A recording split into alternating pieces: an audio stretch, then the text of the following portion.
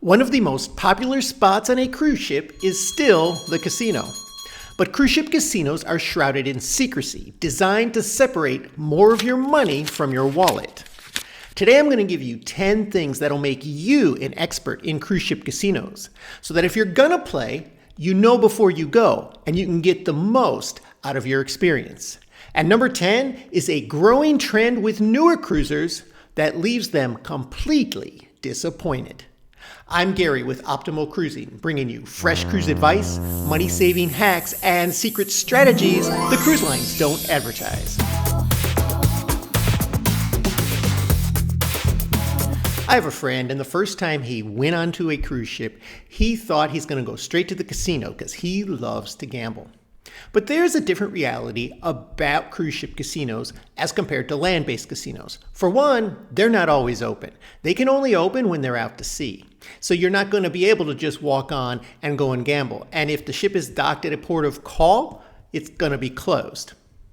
But one thing that I find very nice about cruise ship casinos is it's a much more relaxed vibe compared to a land-based casino or especially a Vegas casino. The players are casual players. You're not likely to come up against a professional gambler playing blackjack in a cruise ship casino. I'm not saying it can't happen, but it's just not as likely. And during your cruise, you'll find that the onboard casino offers frequent classes to learn various table games and other aspects of the casino. They also organize slot tournaments and things like that that make it a lot of fun to play without the risk of losing a whole bunch of money. If you've played in a cruise ship casino before, let me know in the comments, what's your favorite thing about cruise casinos? One thing I didn't know when I first started cruising is that cruise ship casinos are more or less self-regulated. They're regulated by the CLIA, which is their own association. So there's no government oversight body regulating these casinos, and they're not required to report certain things like their slots, payouts, and other things that land-based or Vegas-based casinos would be required to do. Does that mean you shouldn't play in these casinos? No. If you like to gamble and have a good time doing that, it's a fine place to do it. Just understand that there's a bit more secrecy here. And while cruise ship casinos pledge to follow the same standards that Vegas casinos do, there's nobody really enforcing that. And this brings me to why slot payouts on cruise ship casinos are kind of fuzzy. Now, I've done a good bit of research, and I'll make this disclaimer. Nobody really knows what slot machines pay out on cruise ship casinos, except for the cruise lines. Because they don't publish it, they're not required to, and that data or information is not made public like it would be in Vegas. Now, I've talked to other players, browsed through comments on Facebook, Reddit, TikTok, and most people seem to think that the slots pay out somewhere between 80% if you're pessimistic, to closer to 88 to 90% if you're more positive on the payout.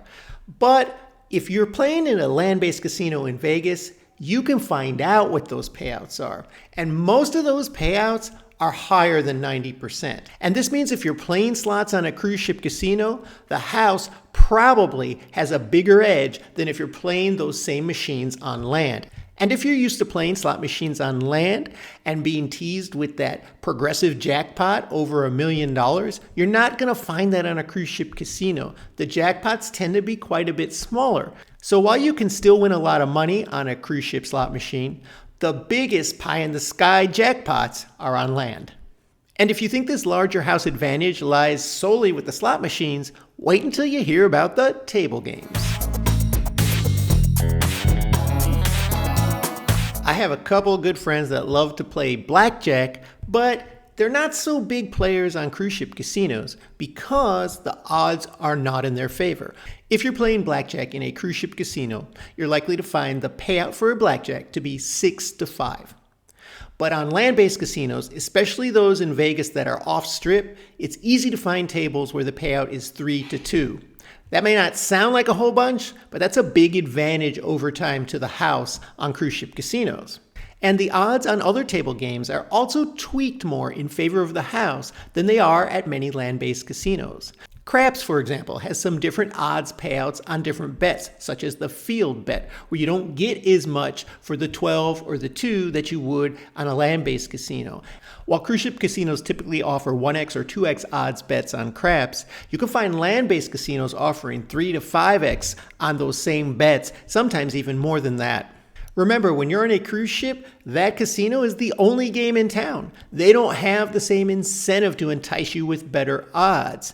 On bigger cruise ship casinos, you might find a high roller section with a couple tables, and in some cases, those odds could be a little more favorable, but you'll be expected to bet a lot more.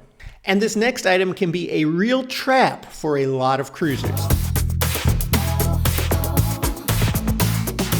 I remember decades ago that whenever you walked into a casino, you had to have cash in hand to play the machines. Nowadays, it's kind of different. You can put in your room card and in a lot of cases on these cruise ships, have whatever you're playing just charged to your room account. But I don't like this feature because for me, it's easy to forget how much you're spending and how much you're losing. So what I always do still, if I'm going to play in the casino, I take a set amount of money, whatever my budget is. And I take that money in cash. So if I'm going to play $200 during a cruise, I take that $200 in cash. And that's my gambling money. And sometimes it could last me the whole cruise. I might win a bit, I might be up a bit, I might put some back in. But at least I know if I run out, my loss is limited to $200. What happens to a lot of cruisers, especially newer ones, is that you start gambling with money from your shipboard account, and $200 can quickly turn into $400 at the blink of an eye because it's not real money in your hand, and there seems to be an endless supply, which there isn't. But if you're not thinking about it and you're getting caught up in the moment, in the gambling, in the casino, it's real easy to do that because it's such a high energy environment. You could easily spend a lot more than you wanted to. And then there's something odd in cruise ship casinos that you don't typically see in a land-based casino, and it's something you may want to avoid. If you've ever been in a cruise ship casino, let me know if you've seen these types of machines that look like skill games. The ones with a claw that grabs a bunch of cash, like they'll put wads of cash in there and you'll try to get that claw around the right way so it'll grab that money and pull it out. There are other skill games as well that you're going to find in cruise ship casinos that are kind of an odd placement there. But they're not skill games, even though they look like arcade games. In fact, they're programmed similarly to slot machines. So if you're playing these games, let's use the claw machine as an example, and you're trying to get that wad of cash and pull it out of a bowl or a bucket, because those machines are programmed, the claw only grabs with enough force to actually pick up anything on certain spins or certain plays. So you don't know when that's going to come up. You could play it 20 times and maybe 2 times out of that, it would have actually been able to grab cash. Maybe 5. I really don't know. Nobody knows. But they're definitely not skill games. And then there's another thing I find a bit odd about cruise ship casinos.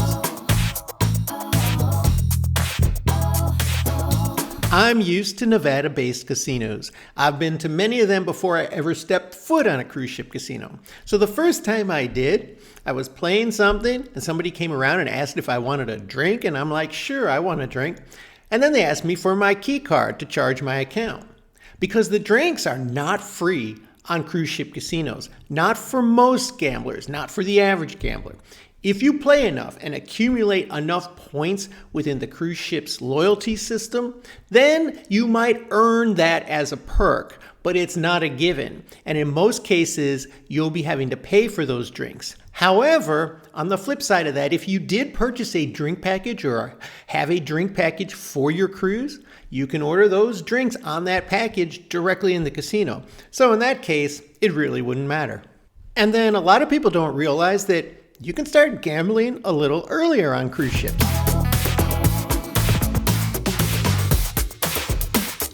All land-based casinos in the US require that you have to be 21 years old in order to gamble. And they've got signs up all over the place letting you know this. But on cruise ship casinos, this can be different. Now, if you're sailing on an Alaska cruise, the age is still going to be 21.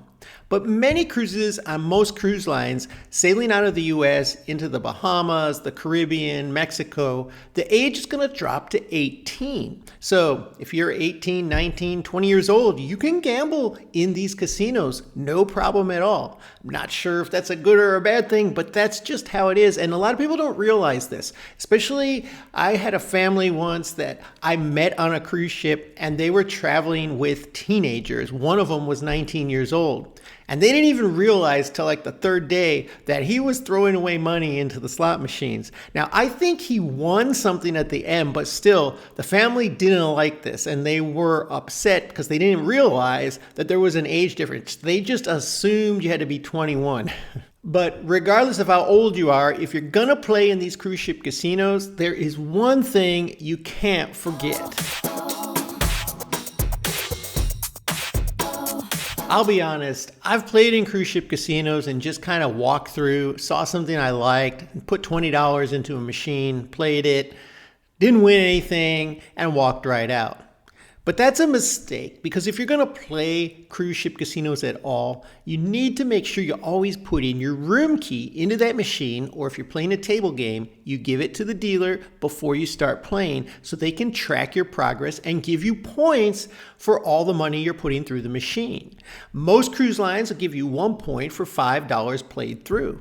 Now that doesn't matter whether you win or lose. That's just $5 put through the machine. And that applies to most slot machines. Video poker, you'd have to put $10 through to earn a point. And table games are different. It varies on what you're betting and the length of play. But you earn these points to get the perks. So perks like those free drinks, or earning a free cruise, or even a cabin upgrade. There are levels of perks that you can earn by getting these points. And you don't want to just throw money into a machine because you're walking by and forget to put that card in, because these points can really add up over the duration of a cruise. Now, one thing that most cruise lines are very good at publishing and making public is a list of the points that you need to achieve in order to get certain perks. Every cruise line is slightly different, so you need to check that with your cruise line's website. However, on average, with a lot of these cruise lines, you can earn a free cruise with 1,500 points. That's the official documentation. But in a lot of cases, players earn free cruises for playing a whole lot less. I'm going to tell you about that next. But first, if you would take a moment and hit the subscribe button, hit the like button, it helps our channel grow and will continue to bring you cruising updates.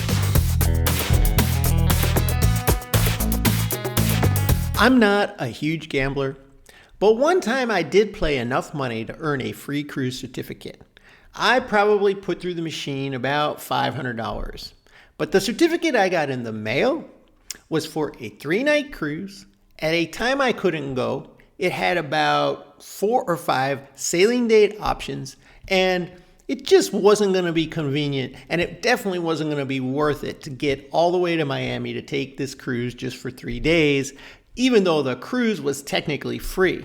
Now, there's a couple other things to note about these technically free cruise offers, is that you still have to pay your port fees and taxes, so it's not completely free. But the really good deals go to those players who play a lot. And it makes sense. If you play a lot and you're putting $1,000, $2,000 through the machines during a cruise, you're much more likely to get a much better free cruise offer. A week-long cruise, maybe with a balcony, maybe even with a suite, depending on how much you play. And there's a growing trend on Facebook, TikTok, and social media these days with people preaching that you can get all these free cruise offers by playing $200 or by playing $400 and $500. And while this might be true, it's not guaranteed, and you're not likely to be as happy with those free cruise offers. It really just depends on what the cruise line has available. It's heavily dependent on their occupancy. So if their occupancy goes up, less of these offers are going to be going out. You're best off viewing this as a possible perk, but not a reason to play. In my experience, instead of taking advantage of some of these low play cruise offers, I'm usually just better off booking a cruise on my own and finding a good deal. And speaking of deals, we do maintain an updated list of the best cruise deals you can book right now. If you'd like a copy of that, comment deals comment deals and I'll email it to you, or click on the deals link in our description and we'll email it to you. So now that you're more of an expert when it comes to cruise ship casinos, many cruisers end up overpaying for a lot of the things that go along with cruising. I'll tell you how to avoid doing that right here.